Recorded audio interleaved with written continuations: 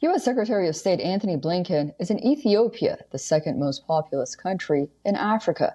The visit comes as the U.S. aims to deter Chinese and Russian influence in the continent. It is the highest U.S. ranking visit since the war broke out in 2020 between the Ethiopian government and the Tigrayan rebels. During his visit, Blinken will meet with the country's prime minister and leaders of the Tigray forces. The talks aim to discuss the formation of an interim administration in Tigray and transitional justice policy that will seek accountability for war crimes. After this, Blinken will head to the West African nation of Niger, which has been facing growing Islamist insurgency. In West Africa, U.S. commanders are leading annual counterterrorism exercises as they aim to help the African nations contain a spreading Islamist insurgency. They have also urged them to rely on each other rather than non-Western powers. This comes after Mali hired Russian mercenaries to help. Blinken's second visit to the continent reflects the Biden administration's efforts to reinforce ties with a continent where China's diplomatic and economic influence has been growing. Meanwhile, U.S. Vice President Kamala Harris is expected to travel to Ghana, Tanzania, Zambia later this month. These are notable three countries with the highest level of borrowing from China.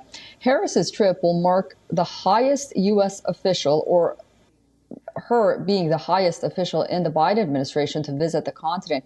Treasury Secretary Janet Yellen, U.S. Ambassador to the United Nations Linda Thomas-Greenfield, and U.S. First Lady Jill Biden all have already visited recently. All these visits, diplomatic ties, calls for humanitarian aid, all come down to one main point, and that's an intense competition between China and the United States over their presence in the continent, economically and militarily. At stake is also access to Africa's huge mineral resources, on which a large part of their respective industry depends on. Okay, for more on this, we are joined by Bishop Garrison, fellow at the National Security Institute at George Mason School of Law and former senior advisor to the Secretary of Defense. He is joining us live from Alexandria, Virginia. Bishop, welcome back to WION. Do you think the United States is playing a much bigger game here, considering that China is possibly way ahead, at least economically, in its presence in Africa? Well, thank you so much for having me, Susan. There are so many factors at play here that really need to be taken into account. First, when you talk about the rare earth minerals, the critical minerals that are at stake within the African continent, it's really important to understand, as you mentioned, that China has taken many years and efforts economically to invest within countries in the African continent to have some level of control over those critical minerals. Those minerals are used in every type of emerging and current technology that you can think of. And it's a national security imperative that the United States has the ability to curb Chinese influence on the continent. So this is also at a time in which you see more broadly that China is doing everything it can to kind of flex its muscles and expand its influence globally. We see that just in the Iran-Saudi talks that China allegedly helped broker a potential peace deal there. We see it in the Honduran president in Latin America announcing within the last couple of days that Honduras is going to look to build its economic and political ties with China. So the African continent is no different. China has done everything it's able to do over the past several years to build its influence there, both economically and from a security perspective. And it's important for the United States to push back on that.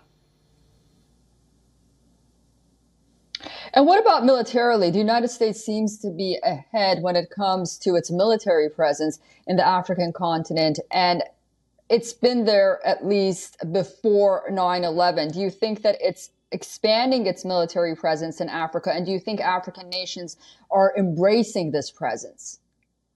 I think the United States military has taken an opportunity, along with our diplomatic corps, to normalize ties there, to ensure that African nations have the ability and to demonstrate their own political will and to establish their own paths forward within the world, and relying on countries, on authoritarian regimes like Russia, and in mercenary groups, quite frankly, like the Wagner Group, and relying on authoritarians like China is problematic. And we want to ensure that these countries have the ability to determine their own future. Bishop Garrison, fellow at the National Security Institute at George Mason School of Law, thank you so much for joining us, and we look forward to speaking to you again very soon on WION. Thank you for having me.